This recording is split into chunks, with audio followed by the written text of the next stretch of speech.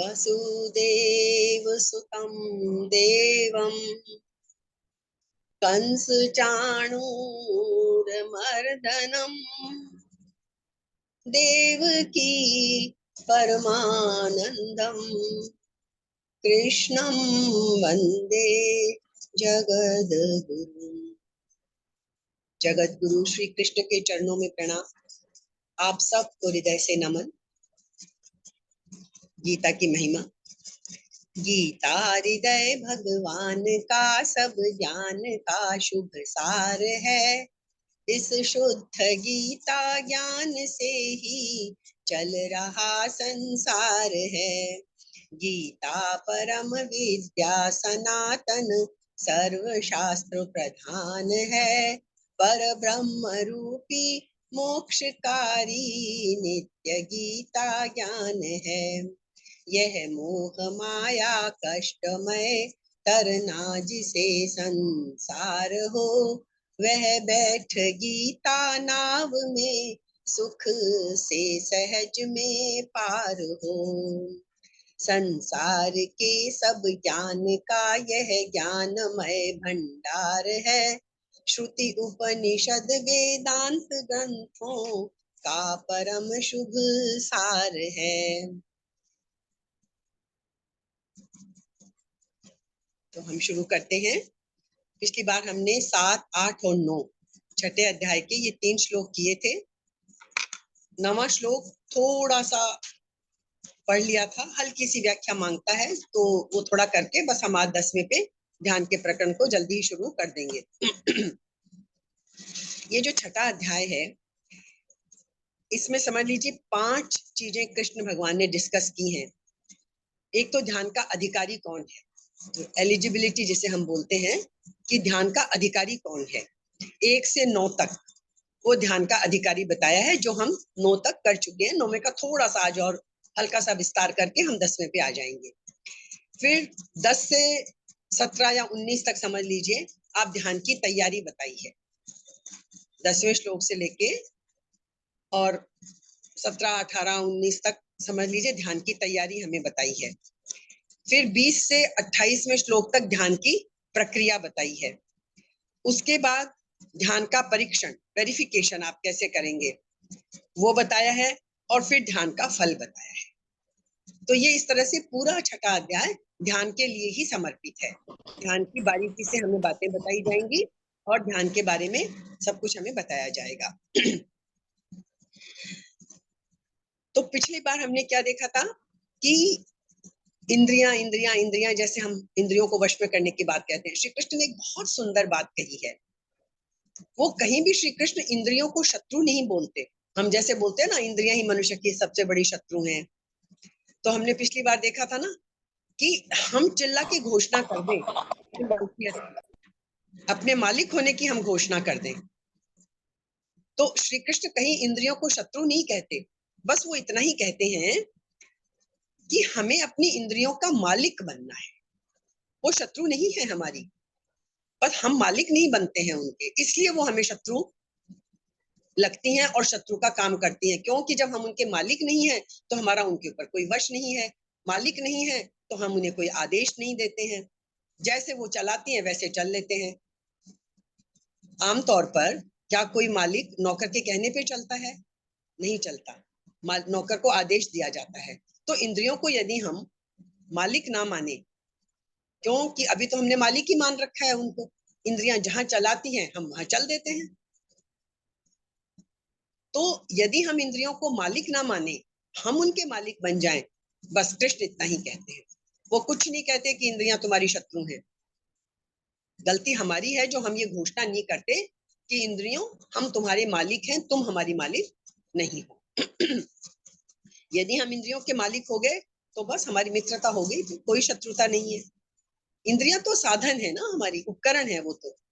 यदि हम उनके बहाव में बह गए तो वो हमारी मालिक है।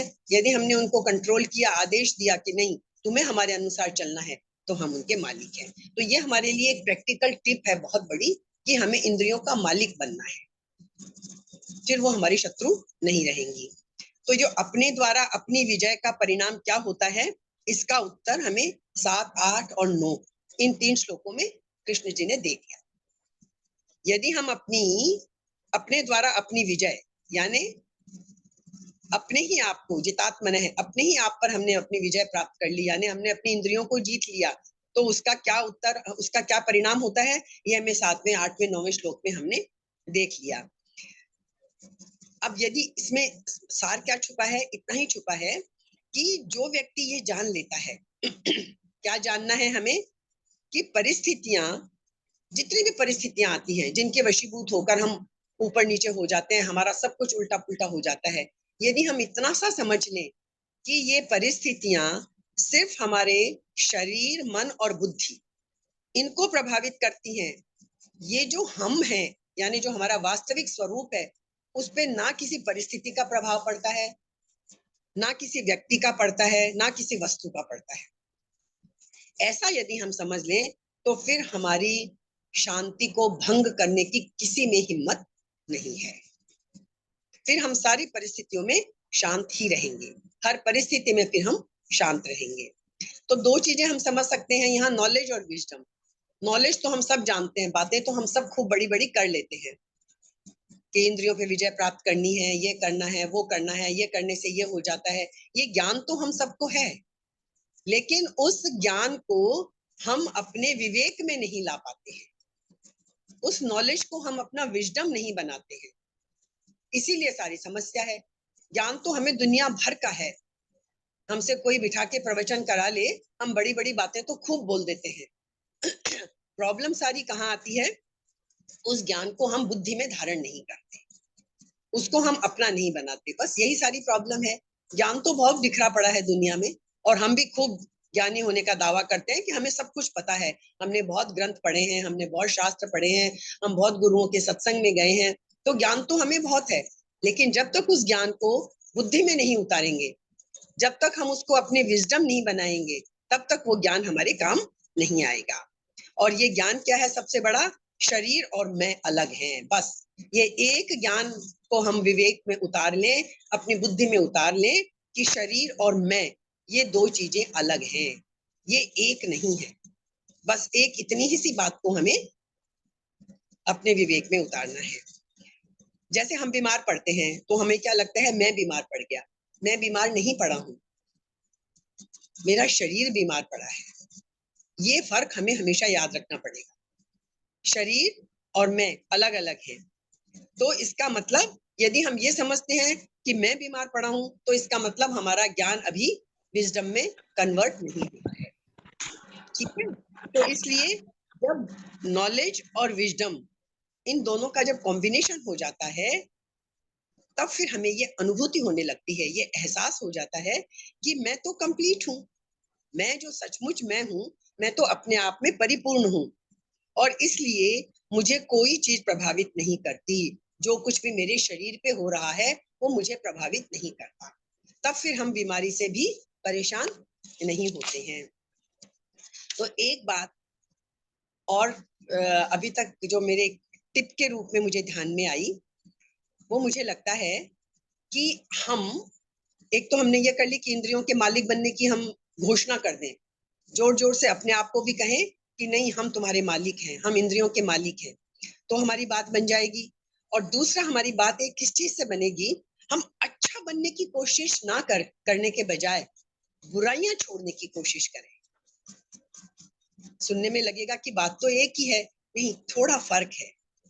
मुझे ऐसा समझ में आया कि हम जो हर टाइम अच्छा बनने की कोशिश करते हैं कि ये अच्छाई मेरे में आ जाए, ये अच्छाई मेरे में आ जाए, मैं सच बोलने वाला बनूं, मैं ये करूं, धैर्यशाली बनूं, जितने गुण हैं, हम उन गुण अच्छा बनने की कोशिश करें, हमें बड़ा मुश्किल लगता है, हम नहीं बन पाते हैं।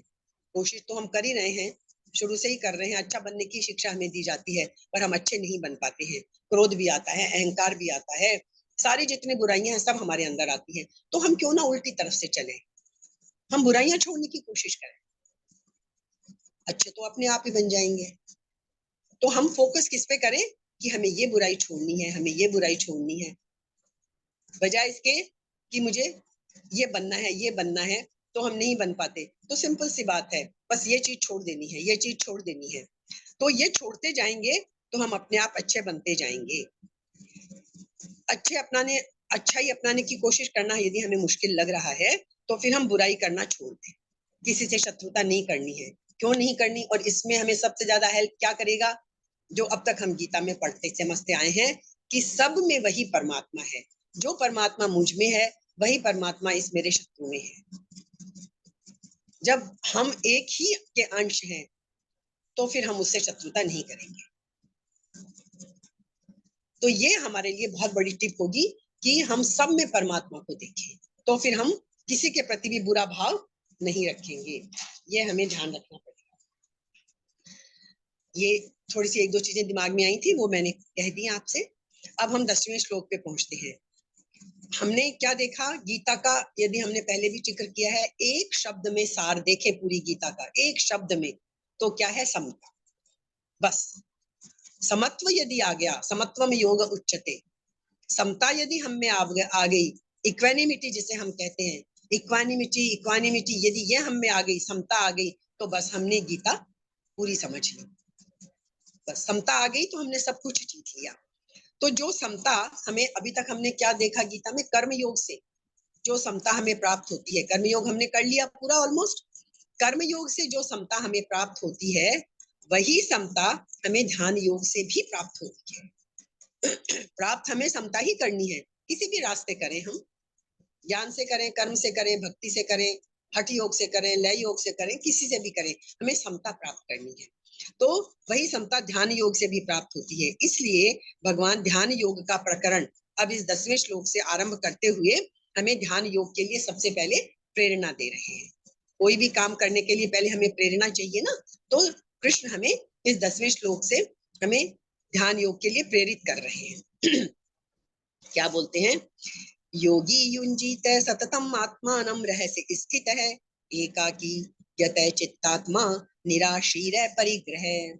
हमें प्रेरित कर रहे हैं, क्या कह रहे हैं? कैसे बने? अपरिग्रह, निराशी ही, यत चित्तात्मा। क्या बनना है हमें? भोग बुद्धि से संग्रह न करने वाला। दुनियादारी के हिसाब से तो हमें चीजों का संग्रह करना पड़ेगा। रहने को स्थान भी चाहिए, पहनने को वस्त्र भी चाहिए, खाने को भोजन भी चाहिए, जो जरूरत की चीजें हैं। तो व्यवहार के लिए दुनियादारी के हिसाब से तो संग्रह करना है, लेकिन भोग बुद्धि के लिए नहीं कि मुझे सुंदर घर चाहिए, बहुत सारे फैशन के कपड़े चाहिए। भोग बुद्धि नहीं आनी चाहिए, है ना? तो भोग बुद्धि से संग्रह न करने वाला, निराशी ही, इच्छा रहित, आशाओं से रहित, कामनाएं नहीं है। अभी तक हम यही तो पढ़ते आए हैं, कामनाओं को छोड़ो, कामनाओं को छोड़ो। निराशी ही, इच्छा रहित, और यत चित्तात्मा, अंतःकरण तथा शरीर को वश में रखने वाला, ऐसा बनना है हमें। ऐसा योगी क्या करे? एकाकी, अकेला, रहसी, रहसी का मतलब एकांत में, स्थित है, स्थित होकर, आत्मानम सततम युंजीत है, अपने मन को निरंतर परमात्मा में लगाए। ये हमें प्रेरणा दे रहे हैं कृष्ण ध्यान की तरफ जाने के लिए। तो क्या क्या क्या चीजें बताई उन्होंने हमें? भोग बुद्धि से संग्रह न करें, इच्छा से रहित हों, अंतःकरण और शरीर को वश में रखने वाले बने। ऐसे योगी एकाकी, अकेले, एकांत में स्थित होकर अपने मन को निरंतर परमात्मा में लगाएं। यह है ध्यान। अब इसका मतलब क्या है हम थोड़ा सा समझ लेते हैं। ये 10वां श्लोक 6ठे अध्याय का। युज समाधौ, ये योगी शब्द जो है, योग शब्द बनता है युज धातु से, है ना? जिसका अर्थ क्या है? आपने सबने खूब सुन रखा होगा, पातंजल योग दर्शन का बड़ा प्रसिद्ध सूत्र है, योगश चित्त वृत्ति निरोध है। योग क्या है? चित्त की वृत्तियों का निरोध करना, ये योग है ना? तो उस योग का वर्णन यहाँ 10वें श्लोक से गीता में आरंभ हो जाता है। योगश चित्त वृत्ति निरोध है, चित्त की वृत्तियों का निरोध करना ही योग है। क्या कहते हैं? अपरिग्रह। सबसे पहली बात क्या आई? अपरिग्रह। चित्त वृत्तियों के निरोध जब हम करेंगे, निरोध रूप क्या होगा? योग का साधन क्या है हमारा? संसार मात्र से विमुख होकर, संपूर्ण संसार की गतिविधियों से विमुख होकर, केवल और केवल परमात्मा के सम्मुख होकर किया जाता है। जब हमें ये करना है चित्त वृत्तियों के निरोध रूप, तो फिर हमें संसार के संपूर्ण गतिविधियों से विमुख होकर सिर्फ परमात्मा के सम्मुख होकर किया जाता है। अतः उसके लिए पहला साधन क्या बताते हैं? क्या है पहला साधन? अपरिग्रह, अर्थात अपने लिए सुख की बुद्धि से कुछ भी संचय हम करना छोड़ दें। मुझे सुख मिलेगा इसलिए हम वस्तुओं का और रिश्तों का या किसी भी चीज का हम संग्रह करते जाएं, वो करना छोड़ दें। इसलिए कारण क्या है इसका? अपने सुख के लिए भोग और संग्रह करने से उसमें मन का खिंचाव रहेगा। जिस चीज के संग्रह में हर टाइम हम लगे रहेंगे तो मन का खिंचाव उधर ही रहेगा। जब उधर मन का खिंचाव रहेगा तो साधक का मन ध्यान में नहीं लगेगा। इसलिए ध्यान योग के साधक के लिए अपरिग्रह यह सबसे पहली जरूरत है। दूसरी जरूरत क्या है? अपरिग्रह पद से बाहर के भोग पदार्थों का त्याग बता दिया कि बाहर के भोग पदार्थों का त्याग कर दो। अब दूसरा वर्ड क्या आया? निराशी ही। इससे अंदर के भोग और संग्रह की इच्छा का त्याग करना कहते हैं। बाहर के भोगों का त्याग किया, अंदर से भी भोग के संग्रह की इच्छा और त्याग, इच्छा का त्याग करने के लिए कहते हैं। कहने का मतलब क्या है? भीतर में किसी भी भोग को भोग बुद्धि से भोगने की इच्छा, कामना, आशा ना रखें। कारण क्या है? मन में उत्पत्ति विनाशशील पदार्थों का महत्व, आशा, कामना, ये परमात्मा प्राप्ति में सबसे बड़ी बाधा है। इसलिए इसमें साधक को सावधान रहना ही चाहिए।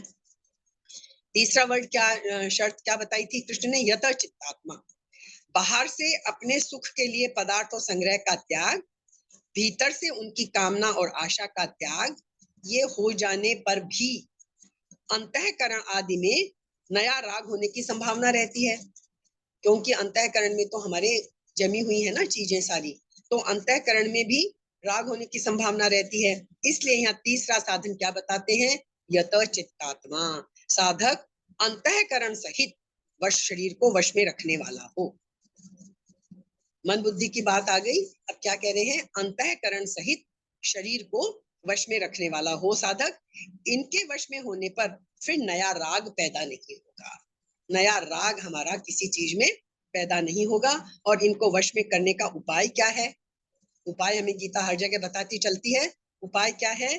कोई भी नया काम राग पूर्वक ना करें, उसके अंदर अपना राग ना डालें। राग और द्वेष दो चीजें होती है ना, तो वो आसक्ति, वो राग ना डालें। काम तो हमें कर्म योगी है तो हमें करना ही है संसार में, पर राग पूर्वक ना करें, आसक्ति पूर्वक ना करें। कारण कि राग पूर्वक प्रवृत्ति होने से शरीर की क्या प्रवृत्ति हो जाएगी? आराम में और आलस्य में, इंद्रियों के भोगों में, इंद्रियों की भोगों में प्रवृत्ति हो जाएगी, शरीर की आराम और आलस्य में प्रवृत्ति हो जाएगी, और मन की भोगों के चिंतन में अथवा व्यर्थ के चिंतन में प्रवृत्ति हो जाएगी। इसलिए क्या कहते हैं? अंतःकरण और शरीर को वश में करने की बात यहाँ कही गई है। यत चित्तात्मा। अब आगे के वर्ष देखते हैं। योगी, योगी कौन होता है? जिसका ध्येय लक्ष्य केवल परमात्मा में लगने का है। योगी का एक ही लक्ष्य होता है कि मुझे परमात्मा में अपने को, आपको ध्यान लगाना है अपना। अर्थात जो परमात्मा प्राप्ति के लिए ही ध्यान योग करने वाला है, सिद्धियों और भोगों की प्राप्ति के लिए नहीं, उसको यहाँ योगी कहा गया है।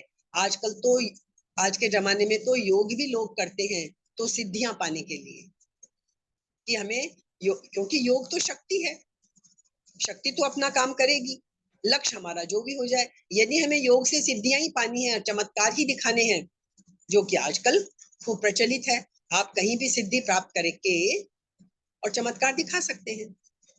पर फिर आप, बड़ा सावधान किया गया है पातंजल योग दर्शन में भी, और कि जैसे ही आप योग के रास्ते पे चलेंगे आपको सिद्धियां महसूस होने लगेंगी।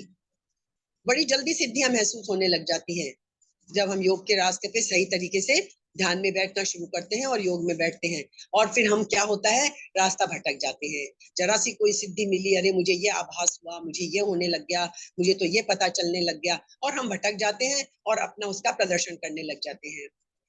आजकल ये खूब हो रहा है। तो योग में तो शक्ति है, वो तो शक्ति आएगी जब आप ध्यान में बैठेंगे, योग के रास्ते पे चलेंगे। तो यदि सिद्धियों और भोगों की प्राप्ति के लिए हमें योग नहीं करना है, हम साधक हैं यदि, तो फिर हमें परमात्मा प्राप्ति को ही अपना लक्ष्य बनाना है। अब एक और बात क्या बोली? एकाकी। योगी युंजीत सततम आत्मानम रहस्य स्थित है एकाकी यत चित्तात्मा। तो एकाकी, ध्यान योग का साधक अकेला हो, साथ में कोई सहायक ना हो, क्योंकि दो होंगे तो बातचीत होने लग जाएगी, साथ में कोई सहायक होगा तो राग के कारण उसकी याद आती रहेगी, जिससे मन भगवान में नहीं लगेगा। हमें पूरा का पूरा, हमें 100% परमात्मा की तरफ लगना है।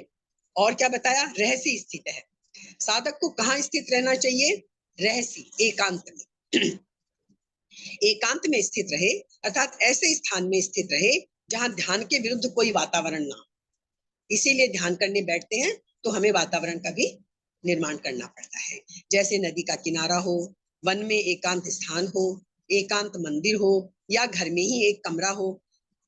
कोशिश हम इसीलिए घर में मंदिर होते थे, या आज भी हम कोशिश करते हैं कि घरों में मंदिर हो, एक कोना ऐसा हो घर में जहां सिर्फ ध्यान और भजन किया जाए, है ना। उसमें ना तो भोजन शयन करें और ना कोई दूसरा ही भोजन शयन करे।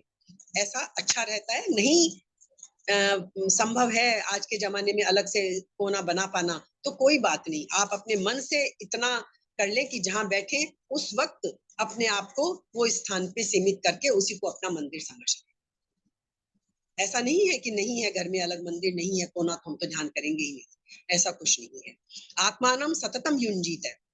क्या करे फिर?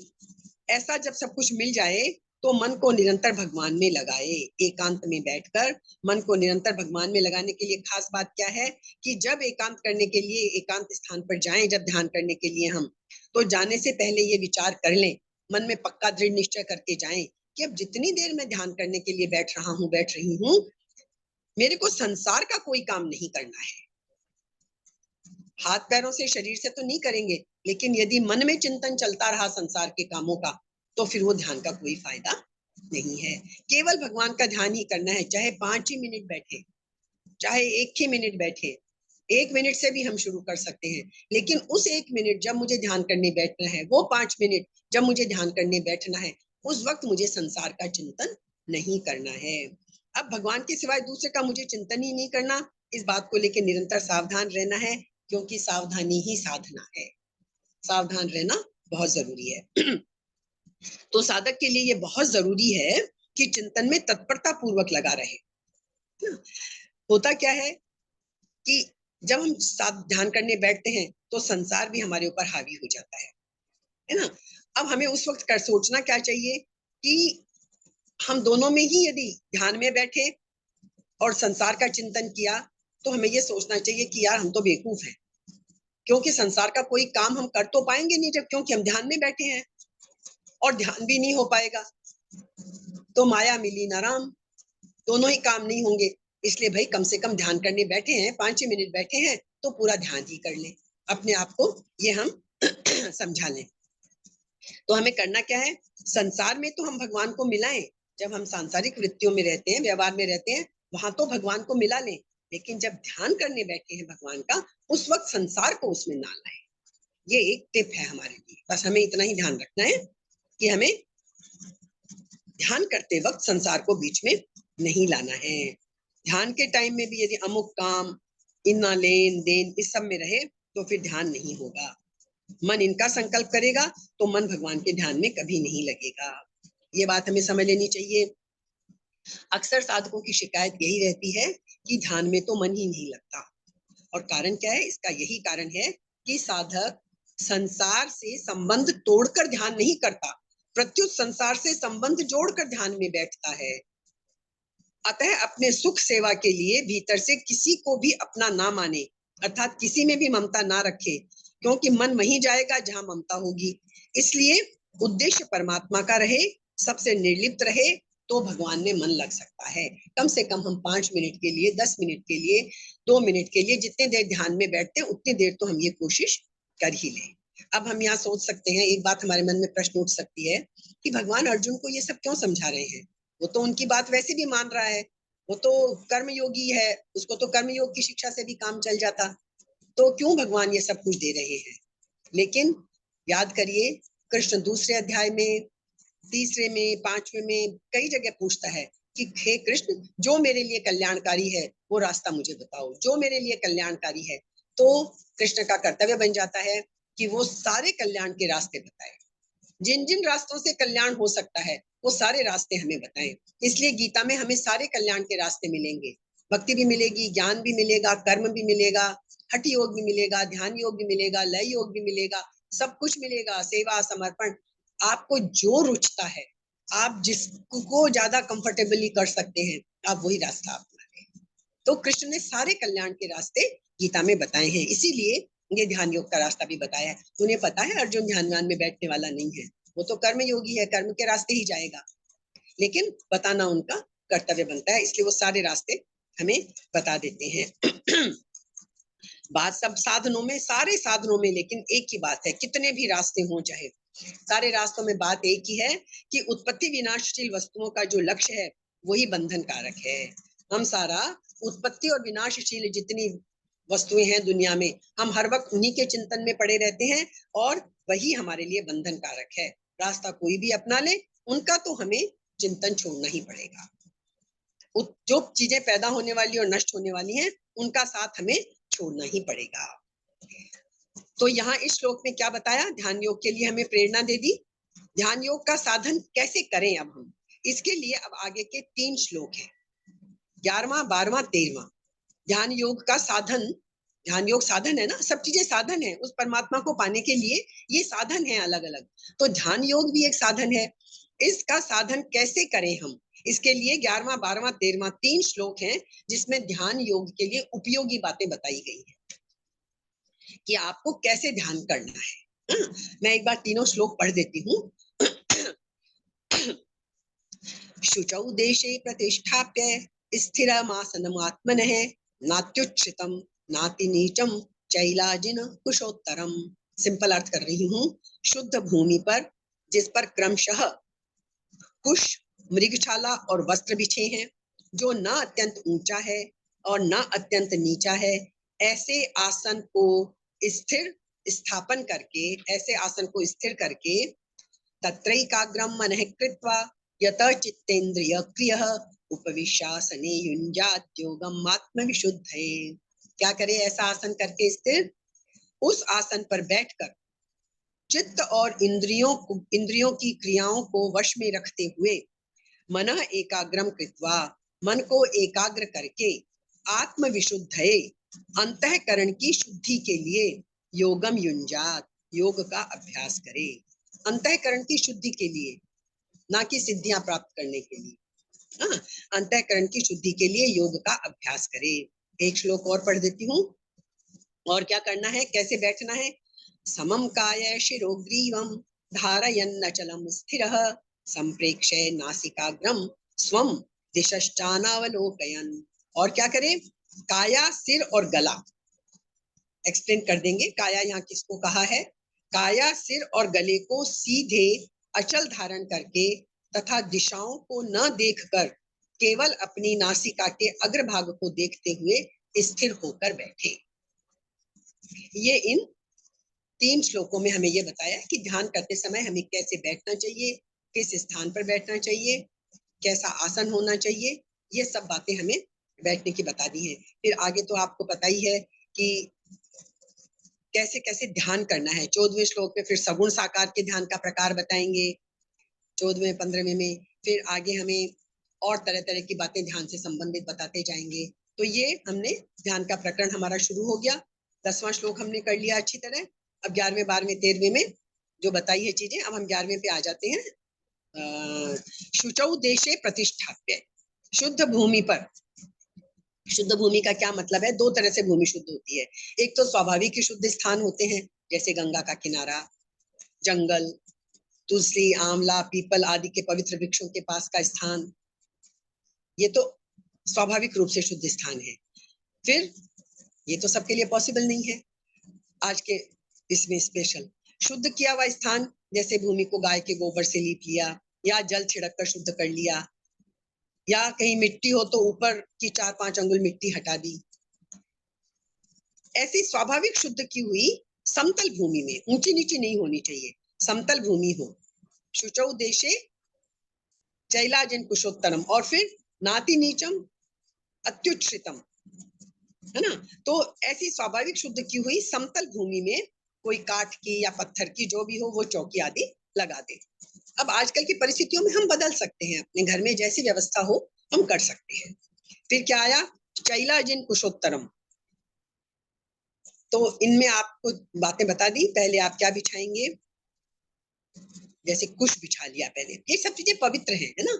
और दूसरा एक ये कहते हैं कि हमारी बॉडी में जो एनर्जी जब पैदा होती है ध्यान से, तो उसको उसकी अर्थिंग ना होने दें, वो हमें अपने शरीर में बना के रखनी है। इसलिए हमें अक्सर ये कहा जाता है कि हम और कुछ भी ना कर सकें, यदि हमारे पास और कोई स्थान नहीं है कि हमें तो अपने बिस्तर पे ही बैठ के ध्यान करना है, तो हमें ऊनी वस्त्र ही बिछा लें, एक ऊनी आसन, ऊनी चादर ही बिछा लें। या वैसे चलिए पलंग भी लकड़ी का बना होता है, तो वो भी आपकी अर्थिंग नहीं होने देगा। इस तरह कुछ छोटी छोटी बातें हैं कि अर्थिंग, जो एनर्जी पैदा हो वो हमारे शरीर में बनी रहे। तो ये बताया है यहाँ पे कि पहले हम क्या कर लें, कुशा का आसन बिछा लें, फिर उसके ऊपर मृग मृग छाल, मृग का चर्म। मृग का चर्म कैसा होना चाहिए, अपने आप मरे हुए मृग का चर्म, मारकर मारे हुए मृग का नहीं। मृग छाला नहीं है तो ऊनी वस्त्र बिछा लें। फिर वो बिछाकर उसके ऊपर एक कोमल मुलायम कॉटन सूती कपड़ा, ताकि कोई चीज चुभे नहीं। यहाँ आराम से बैठे, कोई चीज नीचे बैठने का आसन यदि आरामदायक नहीं होगा तो हम बेचैन होते रहेंगे, है ना, तो फिर ध्यान नहीं लगेगा। तो इसलिए ये सब चीजें जो बताई हैं, जितनी समय के अनुसार, परिस्थितियों के अनुसार जितनी पॉसिबल हो वो कर लें हम। फिर क्या बात है, नात्युच्चतम नाति नीचम, समतल शुद्ध भूमि हो, उस पे चौकी रखी जाए, ना तो वो चौकी भी कोई बहुत ना ऊंची हो ना बहुत नीची हो। बहुत ऊंची होगी तो गिरने का डर रहेगा, बहुत नीची होगी तो कोई जमीन के कीड़े वीड़े, मतलब हमें कुल मिला के परिस्थितियां ऐसी बनानी है कि हमारे ध्यान में बाधा उत्पन्न ना हो। इसका सार यही है। फिर क्या करें, प्रतिष्ठाप्य स्थिरम आसनम आत्मनः, ध्यान के लिए भूमि पर जो आसन या चौकी रखी जाए वो हिलने डुलने वाला ना हो, तो पाए वाए ठीक से टिके हुए हों, जहां हम बैठे हमें डिस्टरबेंस ना हो। और आसन अपना होना चाहिए, दूसरे का नहीं। कहते हैं जिस आसन पर हम बैठते हैं उसमें भी हमारी एनर्जी इकट्ठी होती चली जाती है, तो सबको अपना अपना आसन रखना चाहिए, उसमें हमारी एनर्जी इकट्ठी होती है। अपना आसन अलग रखना चाहिए। हाँ, अब ऐसी चीजें हम मानते हैं कि सबकी माला अपनी अलग होनी चाहिए, जैसे कि हम सब जानते हैं। इन सब चीजों का बड़ा फर्क पड़ता है।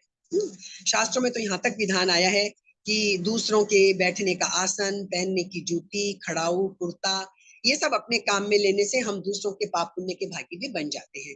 अब इसका कहीं भी कारण समझ लीजिए, हाइजीन समझ लीजिए, कुछ भी समझ लें, बहुत सारे कारण हैं कि ये चीजें हमें अपनी अपनी ही अलग रखनी चाहिए।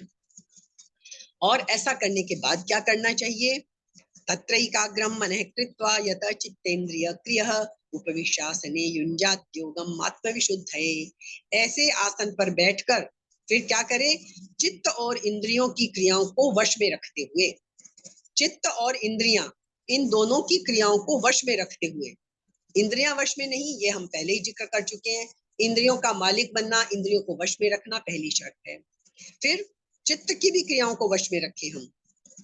अभी इंद्रियां जो भाग रही हैं वो ही नहीं, चित्त में जो संचित है उन क्रियाओं को भी वश में रखें। कोई राग उठ के ऊपर ना आ जाए, कोई द्वेष उठ के ऊपर ना आ जाए, इन सब को भी वश में रखते हुए फिर क्या करें, मनः एकाग्रम कृत्वा, मन को एकाग्र करके, फिर अपने मन को, चित्त की वृत्तियों को हमने वश में कर लिया, मन को एकाग्र कर लिया कि भाई तुझे इधर उधर अभी नहीं भागना है, 5 मिनट तो तुझे परमात्मा में ही लगना है। हाँ, आत्मविशुद्ध है। उद्देश्य क्या होना चाहिए, हर चीज के लिए लक्ष्य होता है अंतःकरण की शुद्धि। जो वर्षों वर्षों से संचित है, जो हमारे इस चिप के अंदर जमा है, हाँ, कितने कितने जन्मों के जो संस्कार जमा है, वो अंतःकरण की शुद्धि के लिए योगम युञ्जात, योग का अभ्यास करें। इस ध्यान योग के लिए यहाँ आया है, हमें उसका अभ्यास करना है। ये हमारी 12वें श्लोक में आ गया कि तो आसन आ गया हमारा, जैसा हमने आया ऐसे आसन पर बैठना आ गया, चंचलता से रहित होकर बैठना है, और चित्त और इंद्रियों की क्रियाएं वश में रहनी चाहिए। अब जैसे हम व्यवहार करते हैं, व्यवहार के समय में भी हमें शरीर, मन और इंद्रियों आदि की क्रियाओं पर अधिकार रहना चाहिए, क्योंकि यदि हम व्यवहार के काल में भी इन पे कंट्रोल रखेंगे तो क्या होगा, वो ध्यान के समय भी हमारे वश में रहेंगे। तो हमें ये तो आज के टिप दिमाग में बिठा ही लीजिए कि हमें इंद्रियों का मालिक बनना है। हमारा समय समाप्त होने को आ रहा है, इसलिए हम आज इसी बात पे सबसे ज्यादा चिंतन करते हैं कि हमें, पिछली बार भी हमने कहा था, ये चीज हमें बहुत हेल्प करेगी। बस हम इंद्रियों को अच्छे से कह दें, हम तुम्हारे मालिक हैं, तुम हमारी मालिक नहीं हो। तुम कौन होती हो हमें आदेश देने वाली कि ये कर, वह वो, ये कर या वो कर। तुम्हें वो करना है जो हम कहेंगे, जो हमारा वास्तविक स्वरूप है। बस इतनी एक चीज हमने कर ली तो बस हमारा हमारा काम तो बन गया। इसलिए हमारे लिए ये सब बहुत बड़ी टिप है, और हमें ये ध्यान रखना ही है कि हम इंद्रियों को अपने वश में करें। ये पहली शर्त है सब जगह। इंद्रियां वश में नहीं होंगी तो क्या खास ध्यान करेंगे।